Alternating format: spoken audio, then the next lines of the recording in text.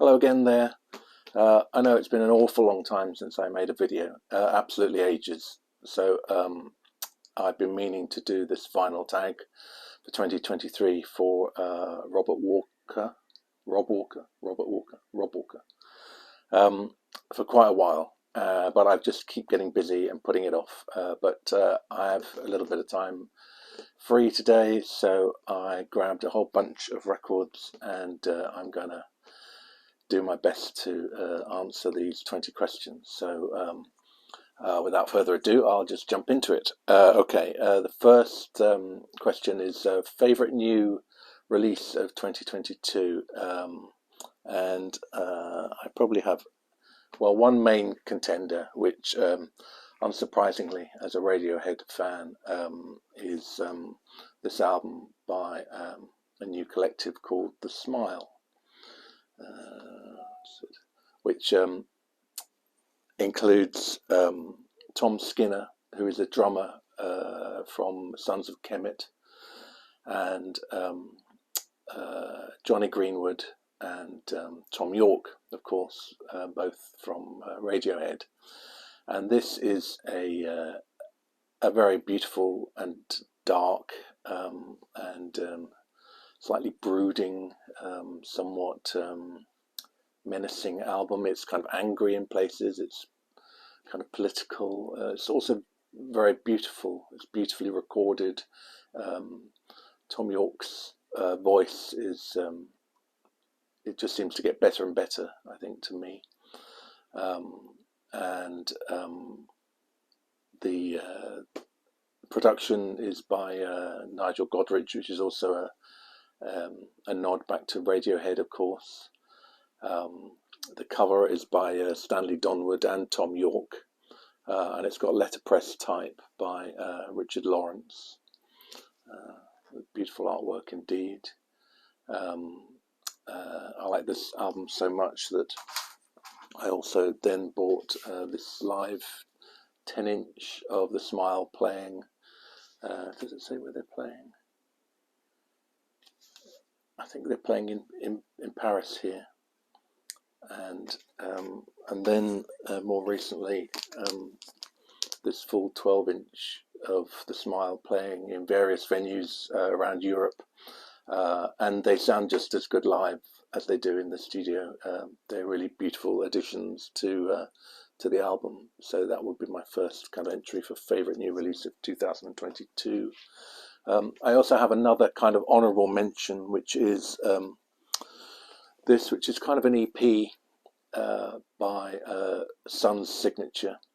And Sun's Signature are basically Elizabeth Fraser, who was in the Cocteau Twins, and Damon Reese, who was in Massive Attack, I think, and Echo and the Bunnymen, and some other bands. And basically, I'm a massive Cocteau Twins fan. So anything that this lady puts her name to, and her time and her energy to, I just tend to fall in love with it immediately. It's a very beautiful EP, really haunting lyrics and melodies, and it's kind of, she sounds just like an angel on this album, really, on this EP. It's 5 tracks, and it's very well worth listening, particularly if you are a Elizabeth Fraser fan, which I am. Okay, so second actual question on here is last band I saw live, or solo artist, and the last band I saw live was The Cure, and coincidentally they re-released Wish, their album from 1992, I think, this year, and Robert Smith oversaw the kind of the repress of this, and this is the English one, or the British one. It sounds just great to me. I don't know if the originals sound better or not, as I haven't heard one. They were going for a lot of money before this, so I was very happy I didn't splash out and buy one of those and bought one of these reissues. It's an album I really love. Most of the tracks on here, particularly High and open, and I have a soft spot for Friday, I'm in Love. It's a great album, as most of the Cure stuff is, really. And I went to see them at Wembley with my son Tom just before Christmas, and they were really excellent. There were at least 4,000 goths in the audience. I wasn't one of them, but I'm not about to dye my hair black again. It was just stunning. They played for nearly 3 hours, and yeah, it was just so good to see them. Anyway, so there's that. Next one is their first album was the best. This is Tiger Milk by Belle and Sebastian, and was their first album their best album? It's one of their best, I'd say. If you don't know them, they're a band from Scotland. This album is from 1996, I think, and Stuart Murdoch's band, effectively. This was a photograph of Joanne Kenny, which was his girlfriend at the time, and he took this photograph of her, and it's a lovely album indeed. Fourth one, which I've got written on a list just down here, is Hat Trick Show Vinyl, CD and Cassette. Oh yes, so I'd have very few cassettes left. We used to play all cassettes in my office back in the late 80s, early 90s, really. And we used to have racks and racks of them on the wall. I might even have a photograph of part of that office. So when we got rid of all the cassettes and later on the CDs, a lot of them, I started streaming music. I kept a few. So well, this was my vinyl of Tom Waits's Swordfish Trombones, which is a very beautiful album. Perhaps I think actually this was the first Tom Waits album I bought. I read a review of this album it was either in Arena or the Face magazine, and possibly written by Robert Elms. But he went to America and interviewed Tom, and just on the basis of that interview alone, I bought this record and absolutely fell in love with it. And so I also have the cassette.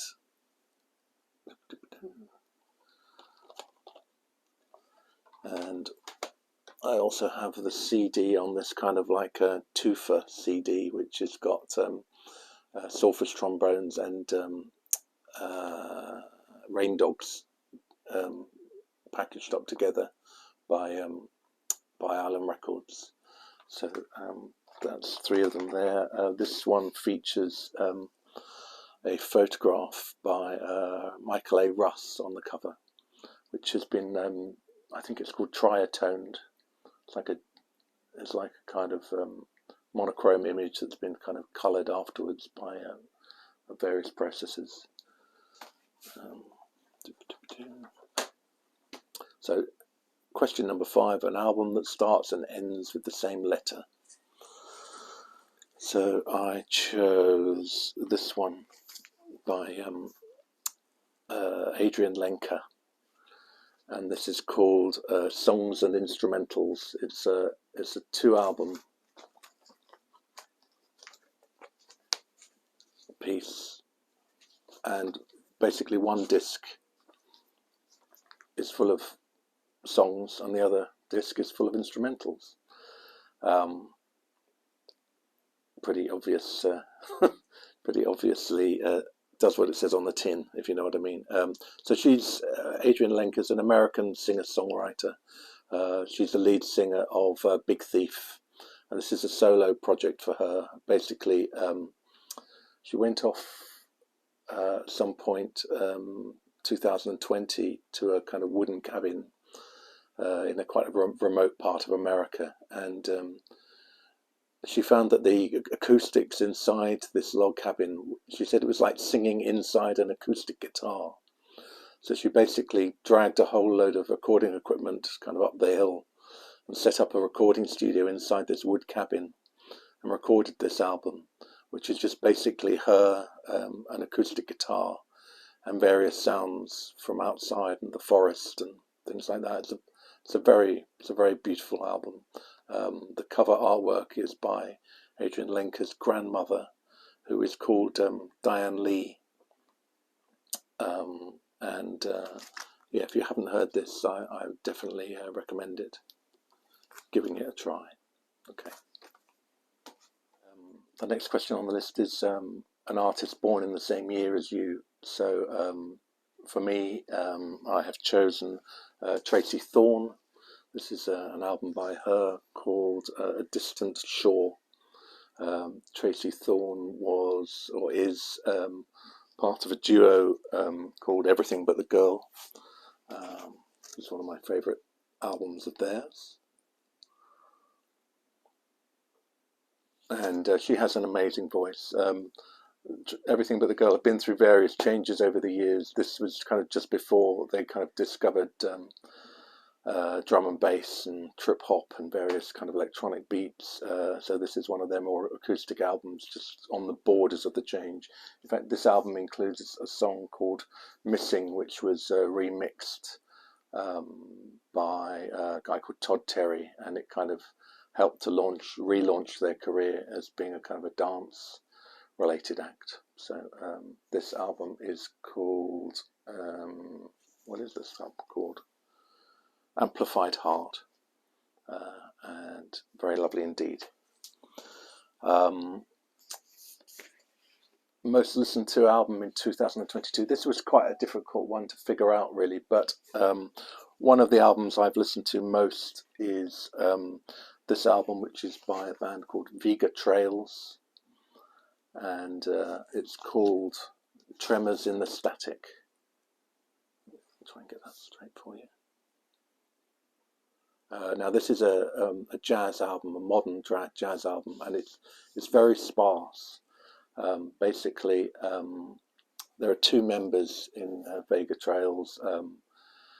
The double bassist is Milo Fitzpatrick, and a saxophone player, and I think he plays flute and things, called Jordan Smart. And it's kind of quite spiritual, quite slow jazz. It's recorded in a church in South London, and the acoustics of the church, really, you can really hear them in this album, and it's kind of haunting. And they also add kind of electronic loops and different things in it, so it feels very modern. It doesn't feel like a kind of like a jazz band trying to sound like they were signed to Blue Note back in the day. This sounds like a very modern take, but A, because the bass is really to the front, and B, because it's often primarily two instruments. It's, as I say, it's very sparse, and you can hear absolutely everything, and it's a very kind of haunting record. And I think I've listened to it a lot in this past year because it's perfect to just sit down after a busy day and just completely unwind to. It's definitely kind of late night jazz, you might say, and I really recommend you give this a whirl if you're curious. Okay. Most listened to artist in 2022. An artist I discovered this year is a band called Ruby Haunt, and they are, I should take this out of the cover. Sorry. Out there. Ruby Haunt, and they are from California, Los Angeles, I think, and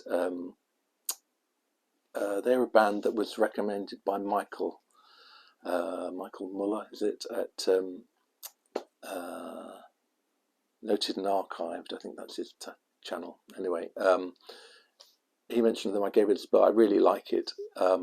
They are kind of dream pop, some people might call them slowcore. It's kind of minimal but very lush sounding, lots of reverb, in the vocals.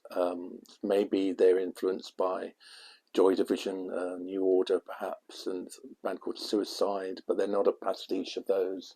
They're just kind of touch points maybe. I don't know who designed the covers for these, but they are very nice. They're not credited at all. But because I discovered them this year, I kind of spent some time going through back catalogue and buying a number of their albums and EPs. So this is their album, Blue Hour, sorry. And Middle of Nowhere is another album of theirs that I like very much.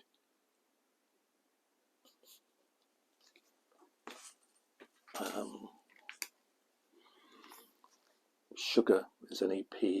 Oh no, it's an album of theirs, sorry. No, earlier one. And they're not signed to a record label, Ruby Haunt. They sell everything through their own Bandcamp page. This was a kind of double EP which they re-released. Sorry, take that out of there. So this one called Bully was re-released on the back of another EP, which is called Crush, which kind of two EPs together ends up kind of making an album practically, which is a good idea. And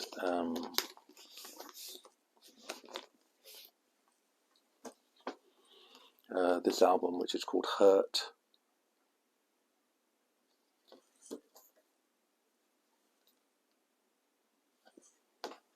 And finally, they released a new album last year called Cures for Opposites. And that's the sleeve for Cures for Opposites.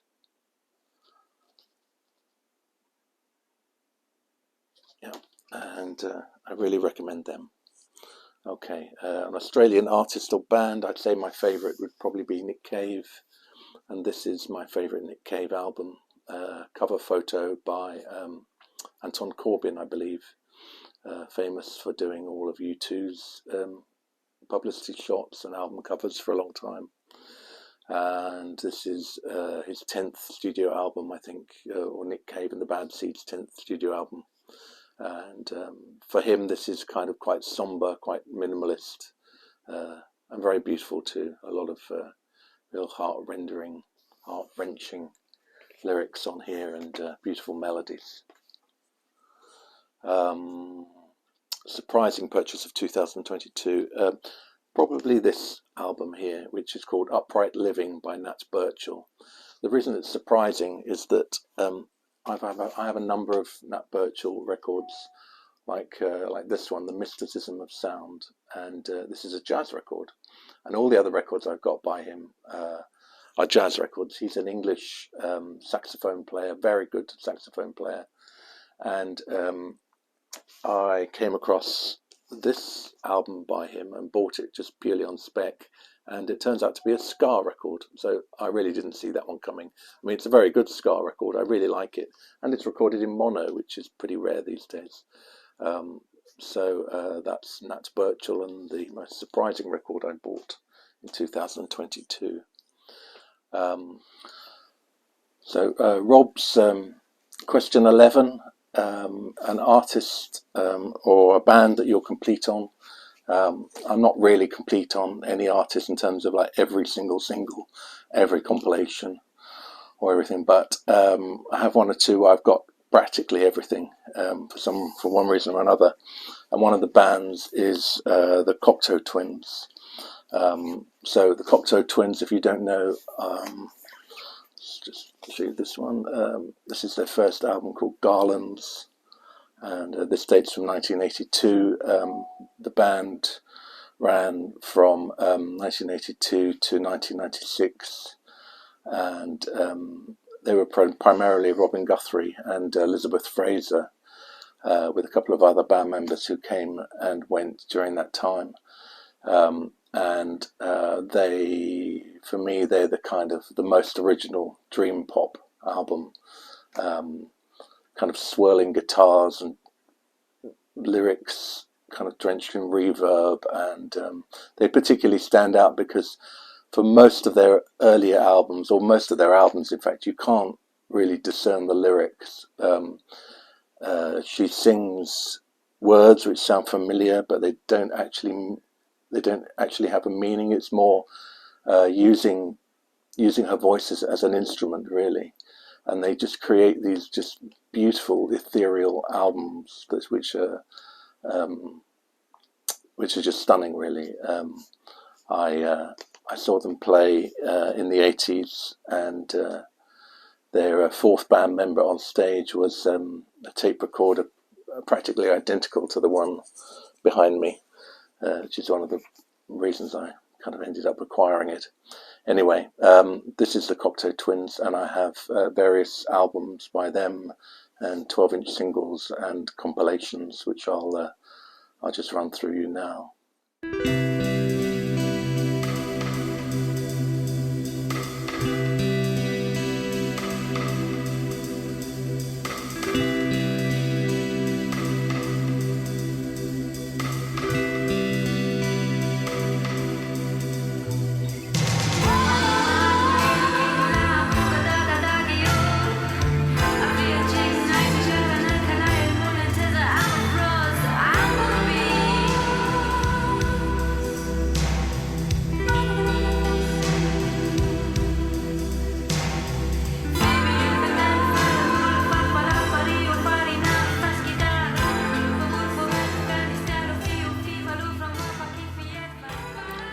I also wanted to add that the sleeves, the beautiful sleeves for the Cocteau Twins, were mostly done by Vaughan Oliver and his colleagues at 23 Envelope, or V23, who did a lot of work, all the work in those days for 4AD Records, and they just match perfectly with the mysteriousness of the music and how lyrical it is. But after 4AD, the sleeves were done by an outfit called Blue Sauce in this case, and Walter Wick in this case. Okay, so the next question on the list is a great run of 3 albums, and there were quite a few contenders for this, but the one I've chosen is Bjork, and that would start with her first solo record, which is called Debut, and follow up by Post, her second album, and finally Homogeniac. And the covers of all of these are designed by the Me Company, rather beautifully.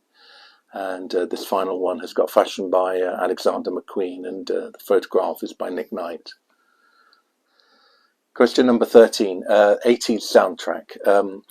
I've chosen right at the end of the 80s. This is an album by Angelo Badalamenti, 1989. This is the soundtrack to the Twin Peaks TV series, the series directed by David Lynch. And I don't really play many soundtracks for films or whatever, but this is an album that I do come back to because it just stands up in its own right, and it's very lovely. We lost them in 2022. Various famous artists died in 2022. The only one that really kind of took my breath away, because he's from my generation, and I just feel, oh blimey, you know, I am getting old, is that we lost dear Terry Hall from the Specials, and he's much missed and well remembered. So this is their album from 1979, is it? 1979, just called Specials. Disappointing purchase in 2022. I bought, actually, before I do that,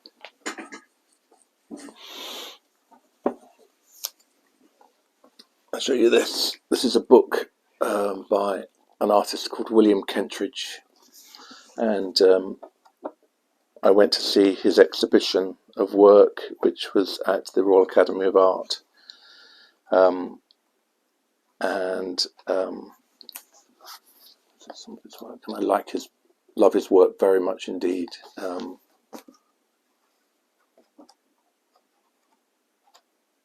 I'll find some more examples for you.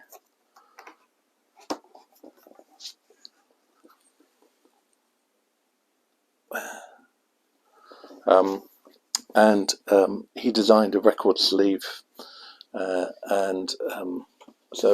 I bought the record, which is called Kaboom, and it's by Philip Miller, and I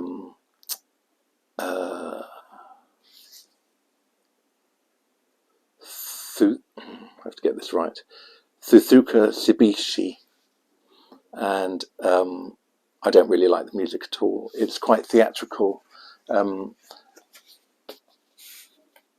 It is it's kind of a bit discordant. There's kind of piano and various percussion bits and African voices, and it's just not really an album that I would sit and listen to, but the artwork is so beautiful that I just wanted to own a copy. So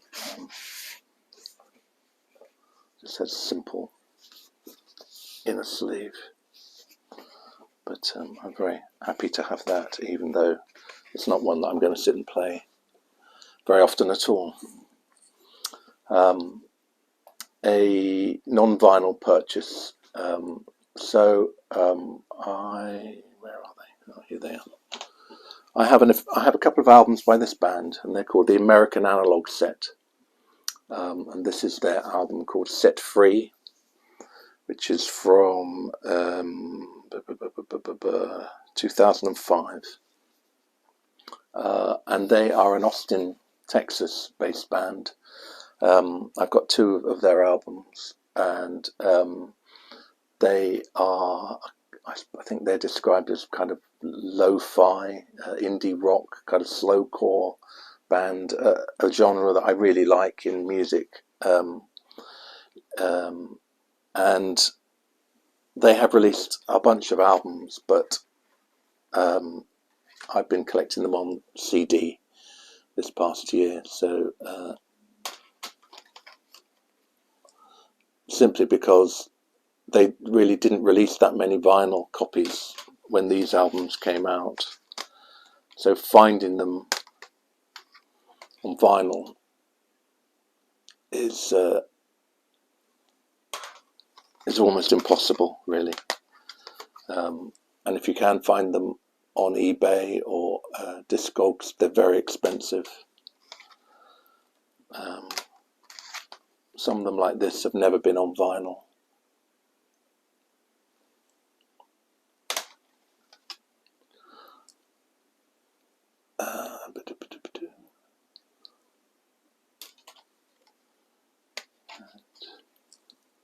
Another one. So I really wish they would re-release those on vinyl, that's for sure. You found a Grail, number 17. Many moons ago, I don't know what happened first. Either I started playing an album for Tom, my son, and he said, "Oh, that sounds a bit like this guy Alexi Murdoch," or it happened the other way round. He started playing this, and I said, "It sounds a bit like John Martin." But this is a Scottish artist called Alexi Murdoch, and for ages all I had was this CD of his first two. Well, he only made two albums, really. Particularly this album, which is called Time Without Consequence. And I looked to try and find a copy of it on Discogs or eBay, and because they printed so few of them when this came out, which was in 2009, I guess prime CD time, that very few albums were produced. So I looked on Discogs, and they were going for ridiculous money. Yeah, just craziness. So I just kind of thought, well, unless it gets re-released, I'm just not going to own this on vinyl. And then, to my absolute delight and joy, this was released on vinyl just last year. So this for me was a grail. So this is Alexi Murdoch, Time Without Consequence. So he's a Scottish artist. He's been compared to people like Nick Drake.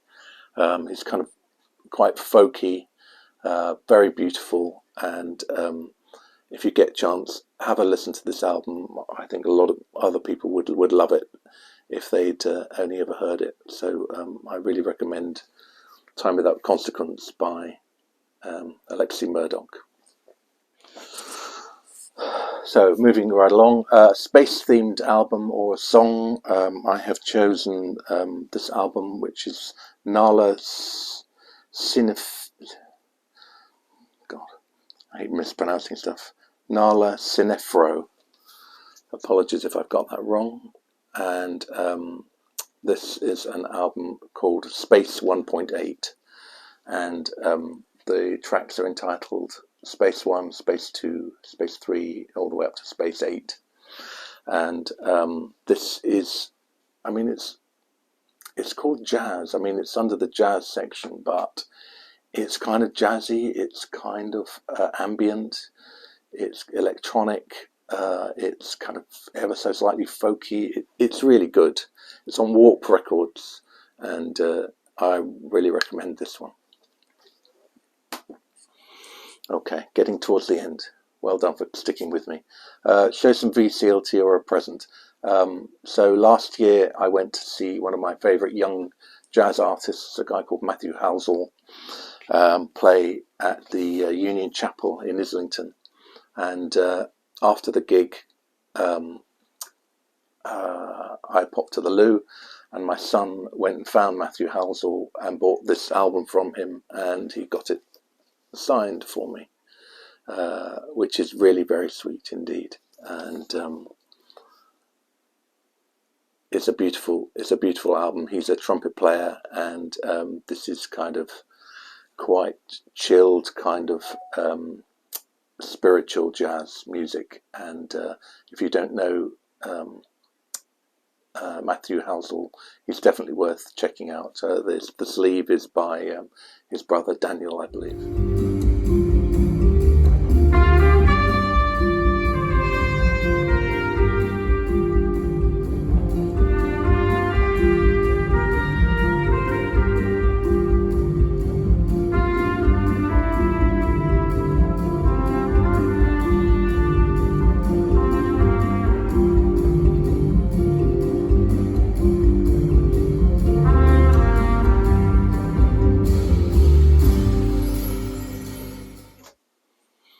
And finally, show an album released in 1973. So this is a great opportunity to show a bit more Tom Waits. You can never have too much Tom Waits, can you? So this is an album. This is Tom Waits' first album, called Closing Time, 1973. So this is kind of late night, kind of folky jazz piano. Tom in his most kind of storytelling mode. And the cover was designed by Cal Schnenkel, I believe his name is, and very lovely it is too. Okay, that's the end of that. Thank you very much for setting this, Rob Walker, and hope to see you again soon. Okay, bye for now. Bye.